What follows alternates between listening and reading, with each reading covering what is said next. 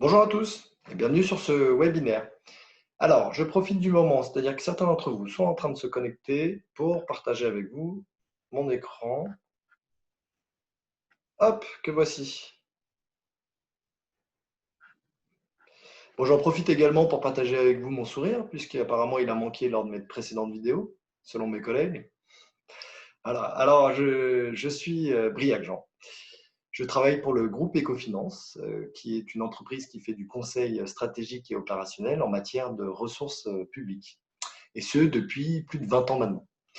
C'est donc à ce titre qu'on va vous parler des conséquences de la crise sanitaire. Alors, c'est une vidéo qui se veut positive, même si j'ai tout à fait conscience que certains d'entre vous sont plus ou moins impactés d'ailleurs par cette crise, hein, de manière négative. Néanmoins, il existe des solutions. Et c'est vraiment l'objectif de ce webinaire et de cette présentation, c'est de vous apporter un éclairage sur ces solutions que vous pourrez mettre en place sur vos territoires respectifs. Sans plus attendre, donc je vais laisser la parole à Sandrine, hein, qui est en charge de cette présentation, hein, qui est consultante chez nous. Et puis pour ma part, vous me retrouverez à l'issue de celle-ci pour les conclusions. À tout à l'heure. Bonjour à tous, je suis Sandrine Raffon-Mésantois, donc consultante en finance et fiscalité locale au sein du cabinet Ecofinance. Et le but de nos échanges aujourd'hui est d'identifier les conséquences justement de la crise sanitaire sur les finances des collectivités et surtout de vous proposer quelques exemples de solutions qui permettent de financer justement les dépenses qui sont liées à la crise sanitaire et plus généralement de préserver les finances des collectivités. Alors pour commencer, quelques constats.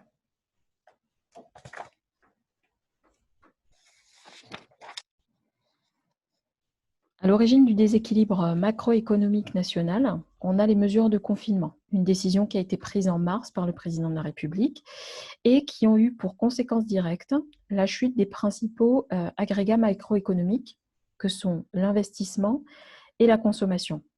Ces phénomènes concourent directement à la chute du PIB. Baisse de la consommation, baisse de l'investissement, baisse du PIB, produit intérieur brut. Pour vous donner une idée de ce qu'est la baisse du PIB pour l'année 2020, selon les estimations du gouvernement, cette baisse serait de 11% à peu près.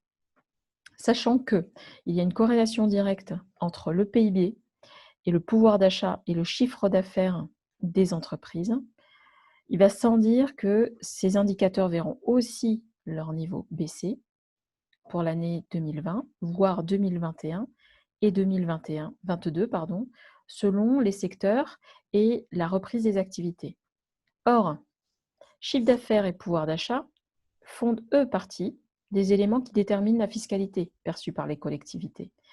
Donc, par conséquent, la chute du PIB à la suite des mesures de confinement aura une incidence plus ou moins forte sur les recettes des communes, en particulier les recettes de flux, c'est-à-dire les impôts qui sont directement liés aux revenus des ménages et au chiffre d'affaires des entreprises. Parallèlement à ces mesures de confinement, la crise aura aussi créé de nouveaux besoins en matière de services publics. En plus des masques et des produits désinfectants, il y a une demande plus importante pour des salles plus spacieuses, par exemple, pour respecter les mesures de distanciation, la création de centres de santé de proximité et des besoins pour des nettoyages plus récurrents et plus fréquents des voiries avec des produits très spécifiques qui jusque-là n'étaient pas utilisés par les collectivités. Le résultat de la crise est donc également une hausse des dépenses. Alors, qui est impacté ? D'une façon générale, la perte d'activité liée au Covid-19 pendant la période de confinement est de l'ordre de 35% à peu près. L'impact de la crise sur l'économie et donc sur les recettes de la collectivité sera fonction du paysage économique et de la situation géographique des entreprises et ménages touchés. Les communes de l'Est de la France, ainsi que celles de la région parisienne, seront les plus touchées. Les communes littorales, qui sont fortement dépendantes du secteur touristique, seront elles aussi également plus impactées que les autres. Durant la période de crise, la perte d'activité sur le secteur touristique, par exemple, était de l'ordre de 91%. Donc certaines recettes, comme la taxe de séjour, se verront donc directement à la baisse d'une manière aussi importante, de l'ordre de 90% à peu près. Le secteur marchand a quant à lui connu 41% de perte d'activité contre 39% pour le secteur industriel. Ces deux secteurs d'activité qui participent aux recettes de flux des collectivités, entre autres la CVAE et la TASCOM, concourant donc directement à la baisse de ces recettes fiscales. Donc CVAE, c'est la cotisation sur la valeur ajoutée des entreprises, et la TASCOM, c'est la taxe sur la surface commerciale. Donc moins de chiffre d'affaires, forcément moins de recettes de CVAE ou de TASCOM. Après consultation des élus locaux, à travers la mission Cazeneuve, l'État a évalué à peu près pour l'année 2020 à 7,5 milliards la perte des recettes que pourraient subir les collectivités. 43% de ces pertes sont directement imputables au bloc communal, c'est-à-dire aux communes et intercommunalités. 45% concernent les départements et 12% les régions.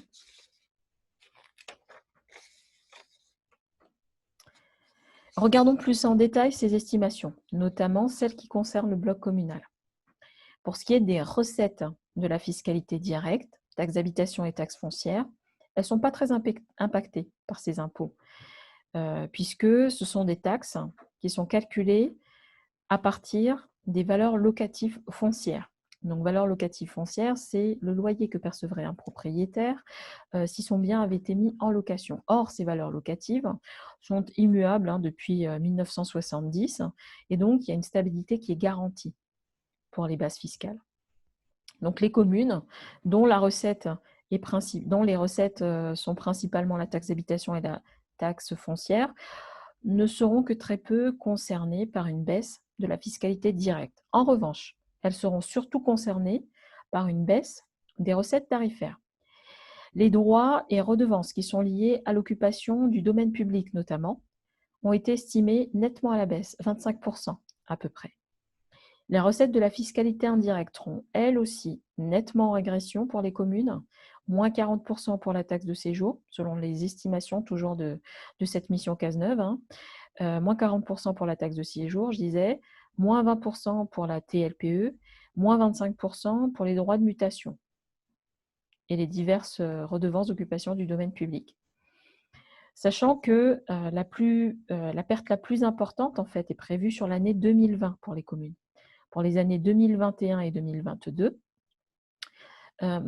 les pertes devraient s'atténuer, mais à la condition qu'aucune nouvelle vague de confinement ne soit mise en perspective et surtout que la reprise des activités des entreprises soit effective dans les 8 prochains mois.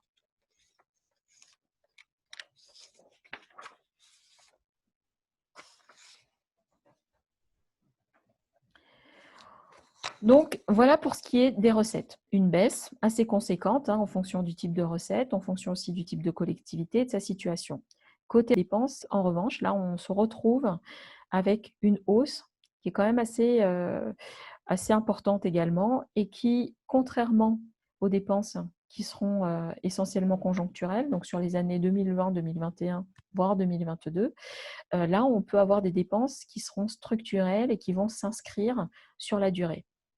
Donc, pour l'année 2020, les collectivités ont dû faire face à l'achat supplémentaire d'équipements, mais également à des dépenses qui sont liées au retard dans l'exécution des projets et des marchés et des abattements partiels ou totaux sur les tarifs et sur certaines taxes ou redevances. À l'avenir, ça peut être récurrent. Et puis à côté, vous avez également des dépenses qui vont devenir incontournables, l'extension des salles de classe par exemple, la création de services de santé de proximité et de centres d'action sociale. Et puis à côté, il faudra financer des besoins fonciers pour le logement, mais aussi pour le domaine funéraire. Donc, conscient de la situation des collectivités, pour pallier à cette fragilisation de l'économie locale, l'État a d'ores et déjà quand même pris des mesures. Elles ont été annoncées le 29 mai dernier dans le cadre d'un projet de loi de finances rectificative. Ce sera la 3e pour cette année. Alors, rappelez-vous, je vous disais tout à l'heure, on avait 7,5 milliards de pertes de recettes annoncées pour les collectivités. Et donc, à la suite de cette estimation, dans la foulée, les semaines qui ont suivi, le 29 mai, le gouvernement a débloqué 4,5 milliards d'euros pour compenser les pertes des collectivités. Donc, ces 4,5 milliards s'inscrivent dans ce qu'on appelle les clauses de sauvegarde des recettes du bloc communal. Pour résumer, on peut décomposer en fait ces clauses de sauvegarde en 4 parties. La première partie, c'est que 750 millions sont dédiés à la compensation des pertes de recettes fiscales et domaniales des collectivités. Deuxième clause de sauvegarde, c'est que 1 milliard d'euros ont été débloqués pour abonder la DSIL, c'est-à-dire la dotation de soutien à l'investissement local, qui au départ était de 600 millions d'euros. Aujourd'hui, cette enveloppe est de 1,6 milliard d'euros. Et enfin, troisième élément de cette troisième clause de sauvegarde, c'est que le gouvernement a débloqué 2,7 milliards pour les pertes de dotation, des droits de mutation, pardon. Par contre, ces 2,7 milliards sont débloqués sous forme d'avance. Donc, charge au département notamment de rembourser la collectivité à partir des réserves qui seront réalisées lors du rebond. Et dernier axe des clauses de sauvegarde, c'est que des instruments supplémentaires en fait, ont été mis en place pour faire face aux dépenses exceptionnelles liées au Covid. Donc, il y a la suspension de l'application des accords de Cahors, mais également la prise en charge d'un certain nombre de dépenses, notamment 50% du coût des masques, et puis la possibilité pour les collectivités qui font face à des dépenses directement liées au Covid de mettre en place un budget annexe qui permettra de lisser sur 3 ans le coût des mesures prises pour faire face au Covid. Alors, ceci étant dit, quand on regarde tout à l'heure ce que je vous disais, 7,5 milliards de pertes de recettes, le compte n'y est pas puisqu'on est à 4,5 milliards d'aides accordées par l'État. Donc, il reste déjà 3 milliards qui ne sont pas compensés. Et puis, les clauses qui ont été annoncées par le gouvernement ont quand même quelques limites. La première concerne les compensations de recettes fiscales, puisqu'on parle d'une compensation sur les 3 précédentes années et qui ne tient pas compte de la dynamique des recettes pour l'année 2020. Autre élément assez important également, c'est la non-compensation des pertes sur les recettes tarifaires, comme les recettes de cantine ou les recettes de crèche ou d'entrée de piscine, de bibliothèque, etc. Il n'y a pas de compensation là-dessus, hormis sur le versement mobilité. Les collectivités également ont reçu 2 messages contradictoires. La première, c'est qu'avant le plan de sauvegarde, l'État avait donné la possibilité aux communes ou aux intercos qu'ils souhaitent de mettre en place des mesures d'allègement fiscaux pour les entreprises et en faveur des particuliers, exceptionnellement pour l'année 2020. Or, il se trouve que le plan de sauvegarde précise bien que les collectivités qui ont choisi de mettre en place ces mesures d'allègement fiscaux ne seront pas concernées par la compensation. Donc, toutes les collectivités qui auront fait un geste à l'égard des entreprises ou à l'égard des particuliers pour l'année 2020 et dans le cadre du Covid ne pourront pas bénéficier de la compensation des recettes fiscales ou domaniales. Et les 2 derniers points, alors ça concerne le droit de mutation. Je vous l'ai dit tout à l'heure, on est sur une avance. Et donc, la question se pose de si le rebond en fait, au niveau du marché foncier ne s'enclenche pas sur 2021 ou 2022, comment les départements pourront rembourser l'avance qui a été faite par l'État, qui aura été consommée, mais les recettes qui sont censées venir en fait pour pouvoir pallier aux pertes de recettes ne se concrétisent pas, ne se réalisent pas. Donc, sous quel délai les départements doivent faire ce remboursement et par quel biais si la reprise du marché foncier ne s'enclenche pas sur 2021-2022. Et dernière question sur les compensations des recettes fiscales, c'est que beaucoup de délégataires, là, aujourd'hui, ont répondu à une demande des collectivités qui consiste à une révision et une annulation des tarifs sur les usagers. Mais du coup, ça représente un manque à gagner pour les délégataires. Et donc, qui prend en charge le manque à gagner? Puisqu'il n'y a pas de compensation sur les recettes tarifaires, on l'a dit tout à l'heure. Deuxième écueil du plan de sauvegarde, c'est sur le plan d'aide à l'investissement. 1 milliard d'euros pour les investissements des collectivités, sauf qu'il est précisé que c'est un programme de soutien pour les investissements dits verts. Or, cette notion n'est pas du tout claire aujourd'hui, telle que c'est écrit dans les textes, parce que certains investissements qui sont directement liés au Covid n'ont pas une portée écologique aussi évidente que ça. Donc, je prends l'exemple de ce qu'on disait tout à l'heure, une maison de santé, par exemple. Mettre en évidence l'aspect écologique là-dessus, c'est beaucoup plus difficile. Et donc, quid de ces investissements? Est-ce qu'ils pourront bénéficier de l'augmentation d'investissement dans le DSIL? Dernier point, c'est sur la prise en charge des dépenses directement liées au Covid. Donc, la totalité n'est pas prise en charge par l'État, déjà. Donc, il reste 50% des dépenses sur les masques, par exemple, qui sont à la charge des collectivités. Certaines même, ça peut être beaucoup plus que ça, puisque l'État limite à 2 € par masque, alors que certaines collectivités ont dépensé davantage que 2 € en fait, sur l'achat des masques. Certaines ont investi dans des masques réutilisables, et puis d'autres ont été contraints d'acheter des masques à des prix extrêmement élevés, puisque n'ayant pas de stock au niveau des services. Et le dernier point sur la prise en charge des dépenses, c'est que il y a une possibilité de mettre en place un mécanisme de lissage, ce qui est très bien, parce que ça permet d'atténuer le poids de la perte sur l'année 2020. Par contre, ça reste un mécanisme comptable. Il n'y a pas d'argent frais, en fait, qui est injecté à l'intérieur des collectivités. Donc la question, c'est de savoir aujourd'hui, qu'est-ce que je peux faire pour soutenir le budget de ma collectivité, parce qu'il est évident que le contexte de la crise sanitaire va fragiliser la situation des collectivités. En matière de fonctionnement, la baisse des recettes et la hausse des dépenses viendront réduire la capacité d'autofinancement des communes, c'est-à-dire leur capacité à épargner pour financer les investissements futurs.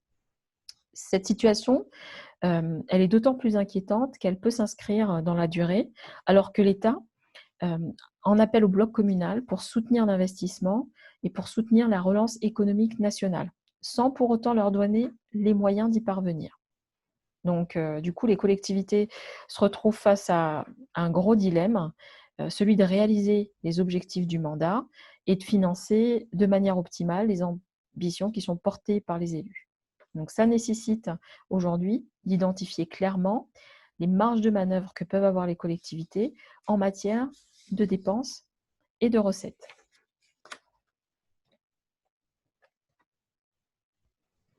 Côté recettes, la fiscalité ménage représente aujourd'hui entre 30 et 40% des recettes de fonctionnement des communes.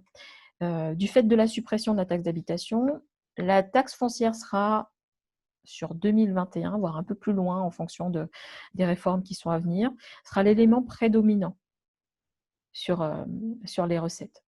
Donc souvent, les collectivités n'identifient pas de vraies marges de manœuvre autres que le taux comme axe de progression des recettes. Or, une cotisation fiscale est composée d'un taux, mais également de la base fiscale dont je vous ai parlé un peu plus haut. Il faut savoir que la base fiscale peut parfois être sous-évaluée ou alors absente pour certains ménages et entreprises. Le fait qu'on ait une base fiscale sous-évaluée ou absente d'évaluation, c'est parce qu'il y a une absence de la mise à jour des données fiscales par les services de l'État. Mais aussi et surtout, on va dire que c'est parce qu'on est dans un système fiscal qui est déclaratif et qui fait que, quand bien même nul n'est censé ignorer la loi, les propriétaires des locaux peuvent omettre, plus ou moins volontairement, certains éléments déterminants dans le calcul des bases fiscales. Donc, c'est la raison pour laquelle les CCID, donc Commission communale des impôts directs, ont été mis en place à l'intérieur des collectivités. ce sont ces CCID qui sont les garantes de l'équité de traitement entre les contribuables sur un territoire. Donc, tout ce qui est omission ou sous-évaluation incombe au CCID qui doit obligatoirement signaler toutes ces anomalies sur les bases fiscales au service de l'État, de manière à ce qu'on ait non seulement des recettes supplémentaires pour la commune, mais aussi et surtout une répartition équitable du poids du service public entre les contribuables. Donc, je vous ai mis quelques exemples, des cas concrets, pour que vous voyez exactement en quoi consistent des omissions ou des sous-évaluations de base fiscale. Donc, les éléments de confort, comme l'eau, l'électricité, le chauffage, font partie des éléments déterminant la base fiscale. Or, ici, alors c'est un cas réel et véridique, on est sur une intercommunalité qui représente à peu près 30 000 logements. Donc, sur cette interco, on a 4 150 logements qui sont déclarés sans chauffage.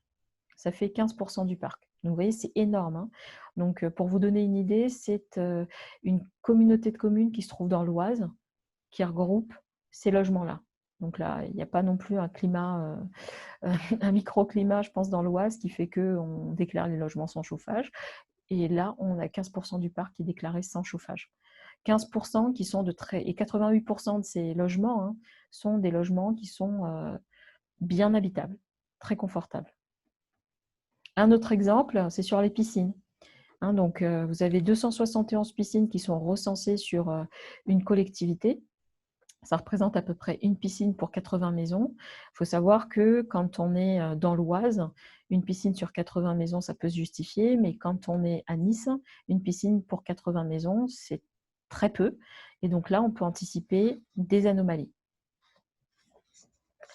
Un autre exemple, c'est celui d'une entreprise cette fois, donc je vous ai pris le cas d'une station-service, qui a déclaré une surface taxable de 700 mètres carrés, alors que quand on regarde dans les faits, on est sur une surface qui est de 4 650 mètres carrés. Donc on multiplie par 7 ici quasiment la valeur de la base fiscale et donc forcément le montant des cotisations. Donc ces erreurs peuvent être volontaires, et parfois peuvent être également dues au fait de la méconnaissance de la loi par les déclarants. Donc il y a énormément de choses qui sont subtiles. Les services de l'État n'ont pas la possibilité de faire un contrôle exhaustif et systématique de chaque contribuable, chaque entreprise, chaque ménage. Donc il faut que les CCID soient vigilants à ce niveau-là. Donc, ils ont la possibilité, dans le cadre de la réalisation de ces missions, de se faire accompagner par des spécialistes, donc des spécialistes qui peuvent être internes à la collectivité, donc des agents de la collectivité, mais qui peuvent également être de l'extérieur. Autre marge de manœuvre que je pourrais vous proposer également pour améliorer les recettes de la collectivité, c'est de mettre en place d'autres modes de financement des services publics locaux. Donc, plutôt que de réfléchir toujours à financer à travers la fiscalité directe, on peut envisager la mise en place d'autres taxes. Donc, au niveau de la fiscalité indirecte, il faut savoir que le législateur a mis à la disposition du bloc communal un panier d'impôts facultatifs qui peuvent être mis en place par délibération des collectivités. Donc, par exemple, vous avez la taxe de balayage, des taxes funéraires, des redevances diverses pour l'occupation du domaine public, libre à chaque commune de choisir ce qui correspond le mieux aux besoins de sa population et à la situation de son territoire. Une des taxes les plus anciennes que je vous ai mis comme exemple et qui suscite aujourd'hui de plus en plus d'intérêt sur les dernières années, c'est la TLPE, taxe locale sur la publicité extérieure. Cette taxe, qui a pour vocation d'inciter à une consommation raisonnée de l'espace publicitaire sur le territoire, prend aujourd'hui de plus en plus de sens dans le contexte actuel qui met le doigt sur le problème de la pollution visuelle. La TLPE, en général, est à voter avant le 1er juillet de l'année N pour application au 1er janvier de l'année N+1. Cette année, exceptionnellement, les communes peuvent délibérer sa mise en place jusqu'au 30 septembre. Pour celles qui l'ont mis en place, le tarif est totalement modulable en fonction de la réalité des entreprises sur le territoire. Et en plus, pour cette année 2020, du fait de la crise sanitaire, il est possible pour les conseils municipaux et communautaires de mettre en place un abattement de 10 à 100% en faveur des entreprises. Donc, si vous voulez, aujourd'hui, au-delà de réfléchir uniquement sur de la taxe d'habitation ou sur de la taxe foncière, vous avez la possibilité de mettre en place d'autres taxes qui peuvent être directement fléchées sur un service particulier ou sur un besoin particulier de la collectivité. Donc là, j'ai mis le focus sur la TLPE, mais ça peut être tout un tas d'autres éléments qui concernent la collectivité. Donc, je vous ai cité la taxe de balayage, les taxes funéraires pour financer les dépenses liées au cimetière, les redevances d'occupation du domaine public pour financer la voirie, la taxe d'enlèvement d'ordures ménagères pour financer tout ce qui a trait aux ordures ménagères, la taxe GEMAPI pour les canaux et tout ce qui a trait à l'évacuation des eaux pluviales, par exemple. Donc, parallèlement à ça, la collectivité peut réfléchir sur la nécessité de réviser les taux, les tarifs et les redevances qui sont mis en place. Est-ce que le tarif que j'ai appliqué correspond aux besoins et aux coûts de mes services? Et enfin, côté dépenses de fonctionnement, réfléchir sur une baisse potentielle des salaires. Donc là, c'est une charge qui est incompressible, hein, on est bien d'accord. Par contre, les départs en retraite et l'absentéisme sont une possibilité pour réduire la masse salariale à l'intérieur d'une collectivité. Un petit focus également sur tout ce qui a trait au patrimoine, parce que on le sait très peu, mais au niveau des collectivités, le patrimoine, c'est un coût assez important. On s'imagine très peu ce que ça coûte, donc il faut faire un focus sur ce que coûte réellement le patrimoine. L'assurance, l'énergie fluide, la taxe foncière, les charges de personnel directes. Ce coût est à mettre en adéquation avec des recettes issues du patrimoine de la collectivité. Déjà, est-ce que ce patrimoine-là me rapporte de l'argent? Si oui, est-ce que le tarif que j'applique pour l'utilisation de ce patrimoine correspond, permet de couvrir le coût et correspond aux besoins aujourd'hui de la collectivité? Pour les dépenses qui ne pourraient pas être tarifées, il y a peut-être possibilité de refacturer ces charges au locataire ou à l'occupant des biens communaux. Et dans le cadre des mises à disposition et des transferts de compétences, les charges du propriétaire peuvent être transférées par l'exploitant. Dernier point sur lequel les collectivités peuvent réfléchir, hein, et donc là, c'est une réflexion à l'échelon du bloc communal, donc pas juste les communes, mais à réfléchir avec l'intercommunalité, c'est la réalisation d'un pacte financier et fiscal. Il faut savoir aujourd'hui qu'entre 15 et 30% des recettes des communes sont composées de dotations issues de l'intercommunalité. On citera entre autres les attributions de compensation, les dotations de solidarité, le FPIC ou les fonds de concours. Ces recettes, depuis la loi NOTRe et la série de transferts de compétences qui étaient associés, ces recettes viennent à diminuer de plus en plus pour les communes. Vous avez même certaines communes qui se retrouvent aujourd'hui avec une attribution de compensation, une dotation négative. C'est-à-dire qu'au lieu de percevoir une attribution de la part de l'intercommunalité, elles se retrouvent à reverser de manière obligatoire à l'interco une attribution de compensation. Il faut savoir qu'avec la crise, les intercommunalités seront de plus en plus tentées de réviser à la baisse ces versements. Parce que, tout comme les communes, hein, elles vont connaître une baisse assez conséquente de leurs recettes. Je vous ai parlé tout à l'heure de la CVAE et de la TASCOM. Et donc, face à ce contexte, elles pourraient être tentées, pour éviter de répercuter en fait la baisse de ces recettes sur le contribuable, elles pourraient être tentées de répartir ça à l'intérieur du bloc communal, puisque le législateur leur permet, dans un contexte de baisse de recettes fiscales, de réviser les attributions de compensation, soit de manière unilatérale, soit de manière bilatérale, avec une révision libre. L'idée d'une telle démarche, c'est, comme je vous le disais tout à l'heure, de faire jouer la solidarité à l'intérieur du bloc communal, c'est-à-dire de compenser la perte de recettes de fiscalité économique par une baisse des versements aux communes. de manière à ne pas impacter la cotisation du redevable. Donc, en général, cette action se fait à travers un pacte financier fiscal.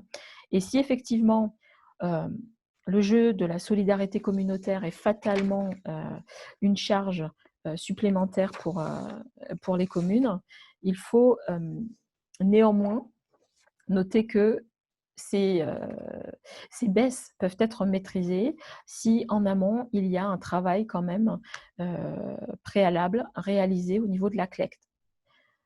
Donc, le travail des représentants communaux en CLECT va permettre d'évaluer et surtout de répartir de manière beaucoup plus équitable le poids des transferts de compétences et le poids du transfert du coût de certaines crises, comme celle qu'on est en train de vivre, entre les communes et l'intercommunalité. Donc là aussi, il y a besoin aujourd'hui de muscler davantage les commissaires qui vont assister à ces réunions CLECT de manière à défendre au mieux les intérêts de la commune, mais également de défendre au mieux l'équité à l'intérieur d'un territoire. Et enfin, il faudra noter que la révision des attributions de compensation ne sera pas le seul outil du pacte financier fiscal. Vous avez les membres du groupement qui peuvent opter pour la mise en place ou la suppression des fonds de concours, une nouvelle répartition du FPIC, un transfert de points de fiscalité, etc. Donc, il y a énormément de choses, d'outils en fait, qui vont permettre de réguler les flux financiers à l'intérieur du bloc communal, de manière à ce que le coût de la crise ne soit pas supporté que par une partie du territoire, soit par uniquement l'intercommunalité, soit uniquement par les communes, soit uniquement par les communes-centres. Le pacte financier fiscal va permettre aussi au bloc communal de remettre un peu plus de solidarité et d'équité à l'intérieur du territoire. Alors, pour résumer, ce qu'on vient de dire, c'est que la crise sanitaire a sans aucun doute fragiliser l'économie des communes, puisque moins de recettes et plus de dépenses, ça va forcément engendrer une baisse de la surface financière des collectivités et sa capacité à épargner et investir sera beaucoup plus réduite. Ceci étant dit, il y a des solutions qui existent. Il faut pour ça, d'une part, qu'il y ait une vigilance plus accrue des collectivités sur les bases fiscales, de manière à limiter le recours au taux. Ensuite, penser à financer les compétences, pas juste à travers la fiscalité classique, la taxe d'habitation, taxe foncière, cotisation foncière des entreprises. On peut également avoir recours à de la fiscalité indirecte. Ce sont des impôts qui sont directement fléchés sur un service donné. Donc, pensez également à la fiscalité indirecte pour vous permettre de réguler le financement du service public. Maîtriser les dépenses de fonctionnement, évidemment, qui sont liées d'abord au personnel, mais aussi au patrimoine. Et enfin, penser à accentuer davantage le rôle des commissaires au niveau de la CLECT, de manière à maîtriser les flux à l'intérieur du bloc communal. Donc voilà ce que je pouvais vous dire aujourd'hui sur la crise sanitaire du Covid-19 et leur impact sur les collectivités. Voilà, donc je reste à votre disposition avec Briac pour répondre à vos questions. Merci pour votre attention. Je te remercie, Sandrine. Alors, on voit bien que cette crise sanitaire aura des conséquences financières sur vos collectivités. Néanmoins, on voit aussi qu'il existe des solutions, notamment celle d'effectuer un diagnostic qui aura pour objectif de vous apporter un éclairage lucide de la situation de votre collectivité au regard de sa santé financière et de l'état de ses ressources. Le but étant, bien sûr, d'identifier tous les leviers d'optimisation que vous aurez la possibilité de mettre en place sur l'échelle du mandat. Il est d'autant plus appréciable en début de mandat, puisqu'il est composé d'une rétrospective, d'un bilan et d'une prospective. Voilà. Alors, à cet effet, vous allez être recontacté justement par nos services afin d'envisager ce type de diagnostic sur votre collectivité. En attendant, je vous communique mon adresse mail. N'hésitez pas à nous poser toutes les questions qui vous passeront par la tête. On se fera un plaisir de les répondre. Je vous remercie encore une fois d'avoir participé à ce webinaire et je vous souhaite une excellente journée. Au revoir.